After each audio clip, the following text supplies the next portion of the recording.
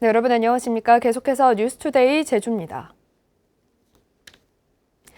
제주 삼다수를 다른 지방으로 실어 나르는 물류업체를 선정하는 입찰을 놓고 잡음이 일고 있습니다. 입찰에서 가장 낮은 가격을 써낸 대기업이 선정되자 하청업체인 도내 화물선사들이 손해를 보게 됐다며 반발하고 있습니다. 조인호 기자입니다. 제주항 화물부두에 파란색 비닐로 포장된 삼다수가 산더미처럼 쌓여 있습니다. 제주도 개발공사와 계약을 맺고 물류 사업자로 선정된 대기업이 도내 화물선사에 하청을 맡겨 실어 나르고 있습니다. 그런데 이 삼다수를 실으면 실을수록 더 손해를 볼 수밖에 없다는 게 화물선사들의 입장입니다. 선박 운영비와 노동자 임금 등을 합친 적정 운임은 1kg에 30원인데 대기업이 주는 운임은 12원에 불과하다는 것입니다. 야적장 사용료와 재고 과다로 인한 항만 이용 페널티까지 떠넘긴다는 불만도 있습니다. 이런 가운데 오는 7월부터 3년간 삼다수 운송을 맡을 물류사업자 입찰에서 기존 업체가 우선 협상 대상자로 선정되자 화물선사들이 일제히 반발하고 나섰습니다. 적정 운임을 보장하겠다며 화물선사들과 협약을 맺은 업체들은 모두 탈락하고 입찰에서 가장 낮은 가격을 써낸 기존 업체가 선정됐기 때문입니다. 삼다수 도해물류 입찰과 관련하여 제안서 평가 시 지역 하역업체, 지역 연안화물선 업체 등 지역 상생협력 방안을 제대로 평가했는지 공개하라. 제주도 개발공사는 구체적인 평가 점수는 공개할 수 없지만 단순히 가격만 보고 선정한 것은 아니라고 해명했습니다. 그 평가위원회를 통해서 심도 있게 그 기술평가 및 가격평가를 종합적으로 해서 합산해서 최고점을 받은 우선 협상 대상자가 선정이 되었습니다. 하지만 삼다수 물류업체 입찰 때마다 똑같은 논란이 되풀이되면서 개발공사를 주의 감독하는 제주도와 도의회가 근본적인 해결책을 제시해야 한다는 지적이 나오고 있습니다. MBC 뉴스 조인호입니다. 직장과 결혼 피로연을 매개로 지역사회 내 코로나19 전파가 또다시 급증하고 있습니다. 무엇보다 감염원이 확인되지 않은 조용한 전파도 증가하고 있습니다. 김항섭 기자입니다. 서귀포시 대륜동의 음식점 제주궁전. 지난 22일 이곳에서 열린 결혼식 피로연에 참석했던 A씨가 코로나19 확진 판정을 받았습니다. 지난 20일에도 서귀포시 동홍동 현대목욕탕 남탕을 방문한 것으로 확인됐습니다.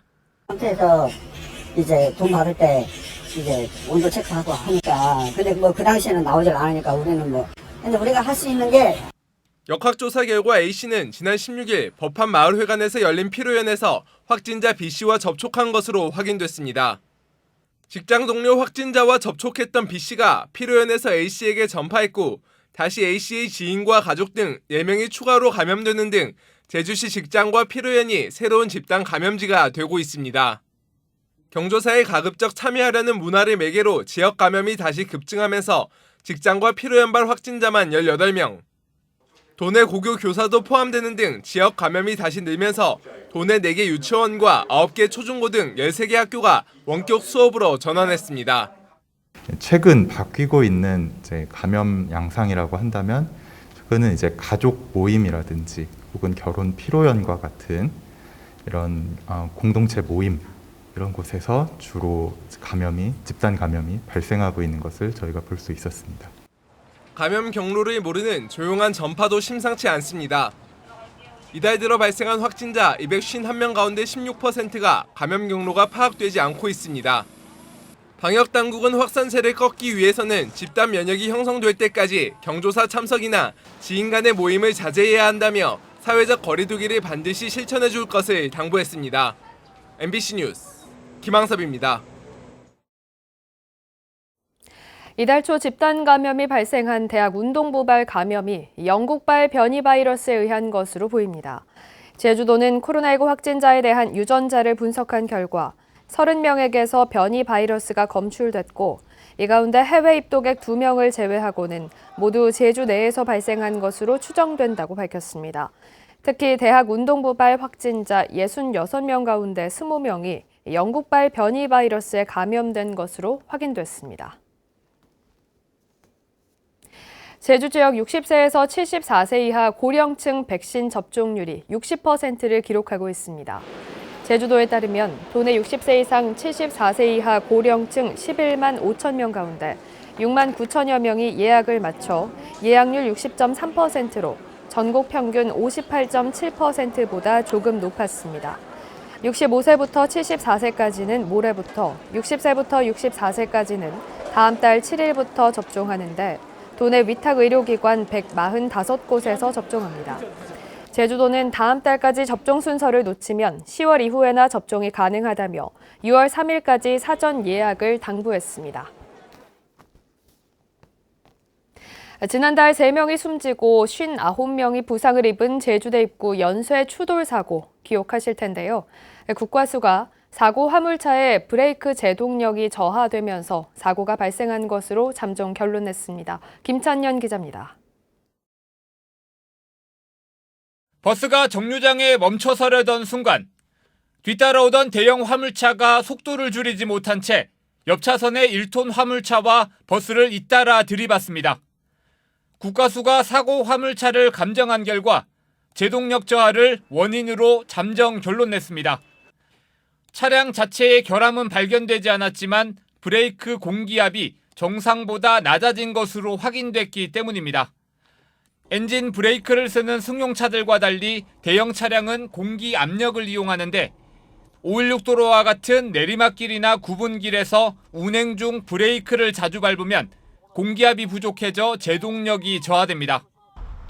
낮은 풋브레이크를 사용한다면 충전되지 못하고 적정 한계 압력 이하로 떨어지게 되면 제동력이 급격히 저하될 가능성이 높습니다. 2014년 제주대병원 입구교차로에서 3명이 숨진 화물차 사고도 같은 원인이었습니다.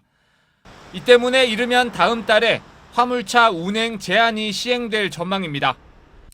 516도로 살록도로 입구에서 서성로 구간과 1100도로 어승생 삼거리에서 옛 탐라대 사거리 사이 구간에서 4.5톤 이상 화물차 운행을 제한하기로 하고 마지막 심의 절차를 남겨두고 있습니다. 이 통행 금지가 되면 내비게이션에서 4.5톤 화물 차량에서 통제를 하게 되면 번영로라든지 평화로를 이용해서 안전하게 제주시와 서귀포를 왕래할 것으로 판단하고 있습니다. 시민사회단체가 요구한 회전교차로는 경사도가 높아 설치하지 않기로 결정했고 516도로 제주의료원과 제주대병원 사거리 구간, 1100도로 어리목에서 어승생 삼거리 구간에 대한 구간 단속은 이르면 7월쯤 이뤄질 전망입니다. MBC 뉴스 김찬년입니다. 시설에 입소한 노인들에 대한 폭행 등의 혐의로 2차례나 과태료 처분을 받은 요양원에서 또다시 학대 신고가 접수됐습니다. 파킨슨 증후군을 앓고 있는 70대가 3차례나 낙상 사고를 당했는데 보호자들은 시설 측이 입소자를 방임했다고 주장하고 있습니다. 박주연 기자입니다. 지난 12일 저녁 7시쯤 파킨슨 증후군을 앓고 있는 70대 할머니가 침대 위에서 일어나려다 바닥으로 쓰러집니다. 요양보호사가 달려오더니 할머니 상태를 살핍니다. 이 사고로 할머니는 왼쪽 눈과 광대에 시퍼런 멍이 들었습니다. 오른쪽 팔과 다리가 불편해 혼자서는 거동이 어려운 할머니는 지난 1월과 지난해 9월에도 침대에서 떨어져 이마가 찢어지거나 머리에 상처를 입었습니다. 보호자들은 사고가 반복되고 입소한 지 9개월 만에 할머니 체중이 7kg가량 줄자 서귀포시에 학대 의심 신고를 접수하고 요양원과 원장을 경찰에 고발했습니다. 저희도 사는 게 바쁘다 보니까 그 핑계로 마음 같아서 엄마를 진짜 모시고 싶은데 다른 기관에 맡겼으면 엄마가 3번씩이나 다치는 일도 없었을 거고 더구나 말씀을 못 하시는 분인데 얼마나 아팠을까. 서귀포시 노인보호 전문기관이 학대 여부를 1차 조사한 결과 CCTV와 간호일지 등을 근거로 방임 학대라고 잠정 결론냈습니다. 한 사람이 3차례나 같은 사고를 당한 것은 매우 이례적이며 입소자가 파킨슨 증후군을 앓고 있어 낙상 사고 가능성이 크다는 것을 인지하고 있었음에도 시설 측에서 적절한 조치를 하지 않은 것은 방임 학대에 해당한다는 겁니다. 기록에서도 찾아볼 수 있듯이 낙상 사고 위험은 항상 존재해 왔습니다. 그때 보고가 되고 있었고 그런데도 거기에 맞는 또 합당한 조치가 이루어지지 않았기 때문에 세 차례에 걸친 사고가 발생한 걸로 보인 거죠. 요양원 측은 사고가 발생한 것은 유감스럽지만 장애 등급에 맞게 적절한 조치를 최선을 다해 했다는 입장입니다. 요양원 전체적으로 보게 되면은 어르신 2.5명당 요양보호사 1명이 배치되게 되어 있습니다. 근데 이게 3길 야간도 쓰고 주간 근무도 하다 보니까 솔직히 말해 1대1은 거의 힘들고요. 그러니까 저희가 시간 날 때마다 계속 라운딩 하면서 지켜보고 있는데 서귀포시는 해당 시설이 2018년과 19년에도 폭행과 방위막대 등으로 2차례나 행정처분을 받았다며 요양시설의 소명 등을 근거로 한 차례 더 전문가들의 평가를 거쳐 해당 시설에 대한 처분과 경찰 고발 등을 검토할 예정입니다. MBC 뉴스 박주연입니다.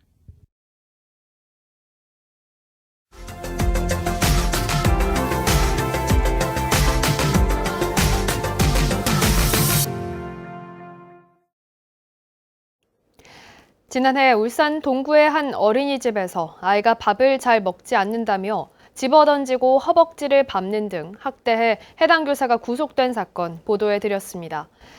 해당 교사가 약 4개월간 한 아이에게 학대한 행위가 확인된 것만 무려 102차례로 밝혀지자 검찰이 해당 교사에게 징역 7년을 구형했습니다. 울산 MBC 정인곤 기자입니다. 동구의 한 어린이집 점심시간 어린이집 원장의 딸인 교사 A씨가 밥을 잘 먹지 않는다는 이유로 6살 아이의 뒷목을 잡고는 무자비하게 던집니다. 또 다른 날에는 밥을 떠 연거푸 아이에게 강압적으로 먹이자 아이는 구역질을 합니다. 밥을 계속 먹지 않자 A 교사는 아이의 허벅지를 힘껏 발로 밟기도 합니다. 경찰 조사 결과 해당 교사는 128차례에 걸쳐 원생 15명을 학대했는데 특히 체구가 작은 이 아이에게만 약 4개월간 무려 102차례의 학대를 한 것으로 밝혀졌습니다. 오늘 열린 공판에서 검찰은 해당 교사의 상습성이 충분히 인정되고 전 국민의 공분을 자아내 엄벌이 필요하다며 징역 7년을 구형했습니다. 또한 정서적 학대 혐의로 불구속 기소된 교사 B씨에게는 징역 3년을, 교사관리 소홀의 책임을 물어 어린이집 원장에게는 벌금 5천만 원을 구형했습니다. 피고인들은 최후 진술에서 자신들로 인해 아프고 힘들었을 아이들과 학부모들에게 큰 상처를 입혀 죄송하다는 입장을 밝혔습니다. 하지만 취재진과 학부모들의 추가적인 물음에는 답하지 않았습니다. 원장님, 아이들에게 하신 말씀은 없으세요? 추가로? 우리한테 사과할 줄 몰라? 너 한사표만 사과할 줄 알아? 피해 아동 학부모는 아직도 아이가 혼자 화장실에 가지 못할 만큼 두려움에 떨고 있다며 엄중히 처벌해달라고 요청했습니다. 검사님도 그렇게 구형을 내리기까지는 많은 고민이 있지 않았겠습니까? 그 구형한 만큼이라도 최대한 받을 수 있게 법원에서 잘 검토해 주셨으면 좋겠습니다. 이번 재판의 1심 판결은 다음 달 18일 내려질 예정입니다. MBC 뉴스 정인곤입니다.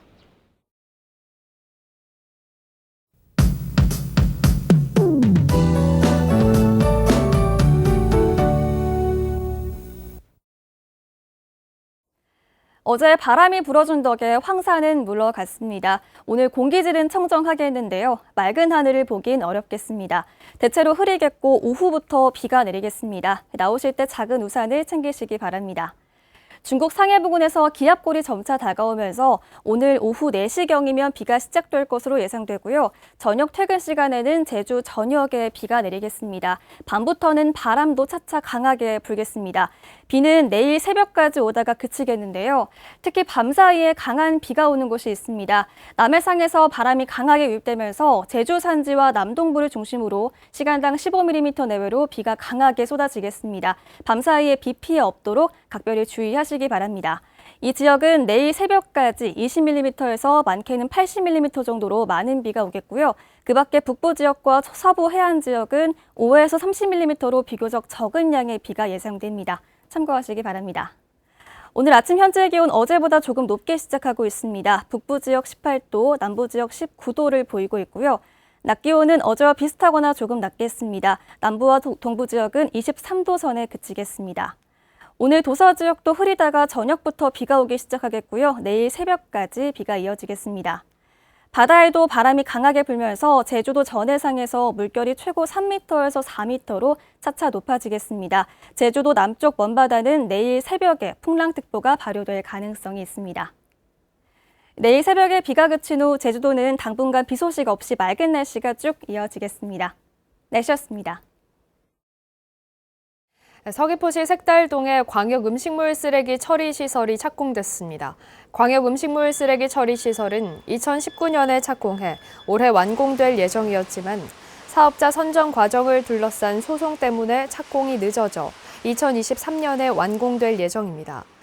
제주도는 오는 10월로 끝나는 제주시 봉계동의 기존 처리 시설의 사용 기한을 연장하기 위해 주민들과 협의할 예정입니다. 제주 하수처리장 증설공사가 공사비 증액에 어려움을 겪으면서 입찰이 늦어지고 있습니다.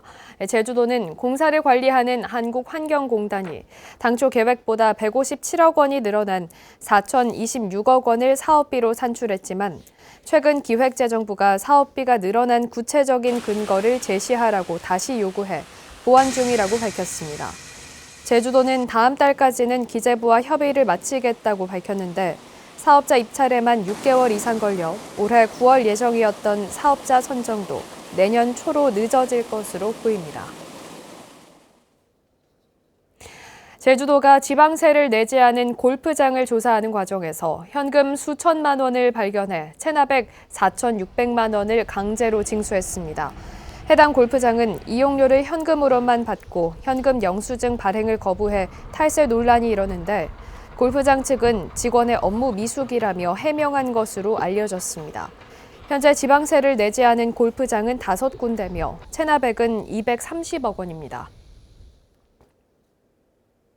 전교조 제주지부는 성명을 통해 2학기부터 전면 등교 수업을 하겠다는 정부의 방침에 동의하지만 학생들의 안전을 담보하기 위해 과밀학급과 과대학교 해소 정책이 추진돼야 한다고 주장했습니다. 또 교사들의 적극적인 백신 접종 동참과 함께 접종 후 후유증을 치유할 수 있도록 백신 휴가 등을 보장하라고 요구했습니다. 코로나19 여파로 제주 지역 기업 대출이 1년 사이 2조 원 가까이 늘었습니다. 한국은행이 발표한 3월 중 제주 지역 금융기관 여수신 동향에 따르면 기업 대출 잔액은 15조 4천억 원으로 운영자금 대출이 늘면서 1년 전보다 1조 9,051억 원 증가했습니다. 가계 대출 잔액은 17조 890억 원으로 전달보다 261억 원 늘어 12개월 연속 증가세를 보였습니다. 뉴스투데이 제주를 마치겠습니다. 시청해주신 여러분 고맙습니다.